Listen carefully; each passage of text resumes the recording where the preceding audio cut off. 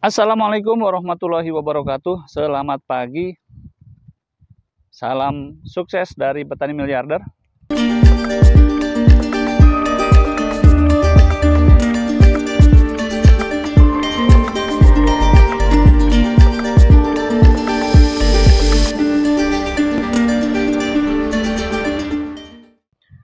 Pagi ini kita ada di kebun alpukat Panjalu dan kita sedang melakukan kegiatan pembuatan sanitasi saluran pembuangan air di kebun alpukat. Tujuannya apa? Manfaatnya apa? Dan bagaimana membuatnya? Kita saksikan bersama.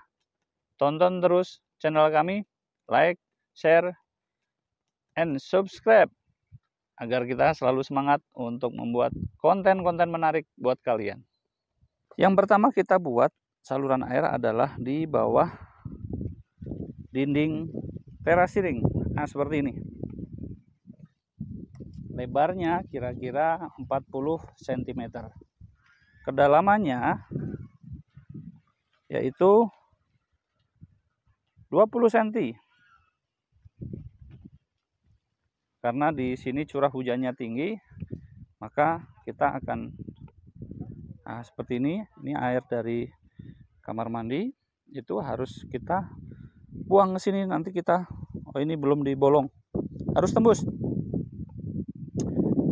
Seperti itu. Nah, seperti ini. Ini dinding terasiring. Kita rapikan dan nanti kita tanam rumput kakacangan kalau orang sini bilang. Nah, seperti ini. Ini kita buat dulu saluran pembuangan sehingga nanti akan sehingga air berapapun banyaknya itu akan terbuang ke samping seperti ini. Nah, nanti tinggal dari bawah ini kita buatkan saluran berikutnya. Nah, ini seperti ini. Setelah jalur sanitasi primer, kemudian kita akan membuat jalur sanitasi sekunder. Apa itu? Nah, ini adalah aliran air mengelilingi pohon alpukat. Diameter itu kita bikin 2-3 meter tergantung besaran pokok tanaman. Tapi kira-kira 2-3 meter. Nah, kedalamannya sama, kira-kira 20 cm. Seperti ini. Nah, terus pohon selanjutnya sama. Kita lakukan pembuatan saluran sanitasi seperti ini. Sehingga ketika air hujan nanti dalam debit yang tinggi, dalam puncak-puncaknya musim hujan, ini akan mengurangi resiko terendamnya perakaran alpukat ini. Nah, seperti ini. Oke. Nah, selanjutnya ketika di bibir terasiring seperti ini, kita lakukan pembuatan salurannya dan ini nanti terbuang ke bawah. Tuh, kita saksikan bagaimana cara pembuatannya. Ini sedang dilakukan penggalian oleh Mbah Omon. Kedalaman sekitar 20 cm, lebarnya 20 cm. Dan ini nanti paling tidak 1 tahun sekali kita akan melakukan penyesuaian pendalaman maupun pelebaran saluran sanitasi ini. Setelah dilakukan pelingkaran, kemudian dilakukan perapihan, perataan, dan wajib area di dalam ini adalah area gembur. Tidak boleh diinjak-injak secara terus-menerus, ini harus dibuat gembur. Nah, seperti ini. Berikan tanda oleh Mang Lili. Nah, seperti ini prosesnya. Andai kata membuat kalian seperti ini, yang dangkal, maka ini dalam hitungan beberapa bulan saja nanti akan penuh dengan tanah. Makanya harus cukup dalam. Oke, kita selanjutkan. Tujuannya apa? Tujuannya apa? Ini adalah sanitasi primer dan ini sanitasi sekunder. Ketika musim hujan tinggi, maka saluran-saluran sanitasi sekunder inilah yang akan membuang kandungan air berlebih di sekitaran perakaran alpukat. Seperti ini, sehingga dia akan terbuang ke saluran primer. Sehingga pohon alpukat ini akan terjaga kadar air tanah. Kenapa harus kita jaga? Pertama, apapun varietas jenis pohonnya, semua tanaman buah, ketika fase generatif memasuki masa musim pembuahan, tidak membutuhkan air yang berlimpah, tetapi membutuhkan air yang cukup. Nah, air yang cukup itu lebih baik diberikan dari pengaturan irigasi nanti. Ini kebetulan irigasinya kita bongkar dulu. Nanti akan kita rapihkan lagi. Irigasi di sini adalah irigasi tetes maupun sprinkle.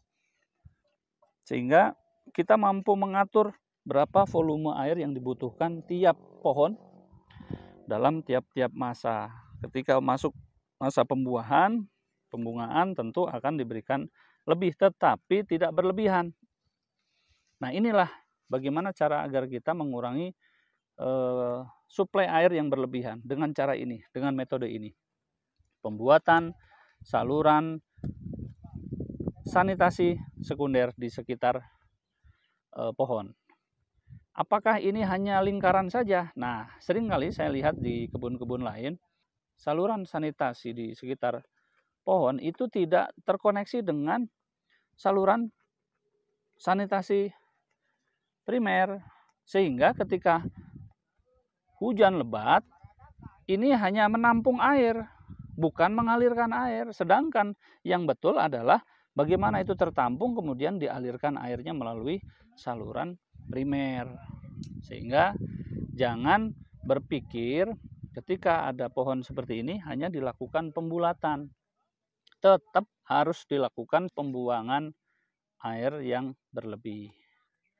Itu keuntungan dari pembuatan saluran sanitasi seperti ini adalah: satu, terkontrolnya jumlah air tanah di sekitar perakaran, dan tentu itu akan mempengaruhi kualitas tanah, baik pH tanah, baik kesuburan tanah, karena jelas ketika pohon itu berlebihan mendapatkan air, maka asam, pH-nya akan rendah. Tapi ketika sanitasi seperti ini kita buat, kemudian ketika air hujan berlebih ini akan terbuang, maka becek, kalau bahasa orang sini mah becek. Kalau becek rawan jamur dan yang lain-lain. Nah, apa saja setelah kita buat ini, apakah cukup dengan demikian? Oh, tidak. Tidak, kita tidak cukup hanya dengan ini. Ada langkah selanjutnya. Seperti ini. Kita buatkan lubang biopori sebagai tempat penyimpanan, pengocoran, kemudian penyimpanan pupuk bokasi, pupuk majemuk, pupuk organik, pupuk kandang, dan yang lain-lain. Itu di sini. Bisa juga ditebar, bisa. Sangat bisa ditebar. Hanya saja kita mengantisipasi agar pupuk-pupuk itu ketika hujan tadi tidak terbawa air, sehingga optimal akan terserap oleh tanaman. Nah, selanjutnya area yang sudah kita buat tadi, kita tanami rumput. Kita tanami rumput, kalau orang sini bilang rumput kakacangan. Rumput kakacangan. Nah, caranya adalah di sentral batang, di pusat batang, jarak sekitar 2 jengkal atau kurang lebih diameternya 60 sampai 70 cm itu tidak kita tanam rumput. Itu. Area sini kita tidak tanam rumput. Kenapa? Itulah tujuannya agar pengontrolan terhadap batang bawah. Karena ketika ini nanti tumbuh subur, di bawah itu akan menyimpan air permukaan, karena perakarannya ini dia mampu menyerap air dalam jumlah banyak. Jadi ketika di bawah rumputan kacang-kacangan ini, nanti kita bisa cek kelembapan tanahnya tinggi, dan itu sangat dibutuhkan oleh tanaman. Hanya jangan yang di bagian dalam, karena di situ nanti bisa mempercepat pembusukan, mempercepat jamur, terus banyak binatang-binatang, cacing dan yang lain. Nah, itu sangat merugikan. Makanya kita berikan batas. Ketika ini nanti tumbuh lebat banyak, itu akan kita kurangi. Di fase vegetatif kemarin justru yang kita tanam adalah di pangkal batang. Kenapa? Karena kita butuh air untuk pertumbuhannya.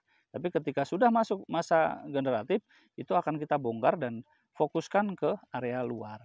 Seperti ini. Nah, tujuannya adalah tanaman ini mampu menyerap air dengan baik. Kedua, tanaman ini tergolong adalah tanaman kacang-kacangan yang tentu dia memiliki kelebihan. Dia kandungan nitrogennya akan tinggi. Jadi dia akan menampung N tinggi dari air hujan maupun di dalam tanah. Jadi ini sangat menguntungkan. Nah, ketika ini nanti sudah berbunga kuning, bunganya itu kuning seperti ini, maka banyak hama penyakit itu akan bersarang di sini. Jadi tidak langsung ke tanaman. Sebagai pengikat nitrogen, sebagai penangkal hama tanaman, itu seperti itu. Banyak keuntungannya. Dan satu hal lagi yang paling menguntungkan adalah sangat mengurangi biaya pendangiran atau perawatan kebun. Maka ini kemarin bekas kita tanam talas. Setelah talas kita tanam, nah talas ternyata gagal. Banyak dari talas hasil tanaman kita terserang ulat. Jadi banyak yang busuk, sedikit sekali yang utuh. Kenapa? Ya karena kemampuan kita untuk menanam talas belum sempurna. Kita masih belajar. Dan hasilnya hari ini, ketika ini sudah masuk masa pembuahan, kita buatkan seperti ini, dan kita harapkan ke depannya tanaman-tanaman ini akan lebih optimal. Dan di batas pinggir itu kita tanamkan rumput kacang-kacangan seperti ini, agar sebagai penahan tanah juga untuk erosi. Seperti ini. Di samping juga kita tanam sereh. Ini di setiap batas dengan bidang terluar kita tanamkan. Nah, seperti ini. Kita uruk dengan tanah. Kita potong rumput ini sepanjang 10 sampai 20 cm. Cukup dengan alat sederhana, kemudian kita tanam, kita uruk tanah. Sudah selesai. Ini mudah sekali tumbuh. Dan ketika kita sedang melakukan penyemprotan tanaman dengan POC, nutrisi akar, nah ini sebaiknya juga rumput-rumput ini nanti kita semprot. Sehingga ini percepatan untuk perkembangan. Nah, kemudian di teras selanjutnya itu saluran air kita masukkan ke sini. Nah, itu. Dan ketika mendapatkan pohon yang di bawah teras siring, maka ini kita putus saluran irigasinya, saluran pengairannya, dan kita buat saluran air ini melingkar ke sini. Nah, seperti ini, dan ini kita buatkan saluran ke sana. Nah, seperti seperti ini, sehingga nanti pembuangannya tetap akan ke bawah sini. Di samping dia menyerap ke dalam tanah, ketika terjadi kelebihan suplai air hujan terutama, ini akan terbuang. Kemudian seperti ini. Nah, ini kita buat lingkaran saluran air hujan. Nah, dan kita buat pembuangan di sini. Nah, ini pembuangan ke bawah seperti ini.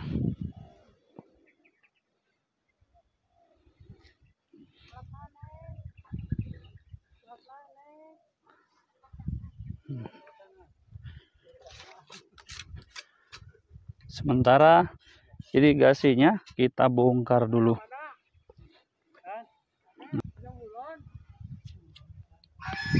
Ini nanti kita tanam semua dengan tanaman kacang-kacangan, dan tetap kita buang. Nah, ini kita alirkan pembuangan ke sana ya.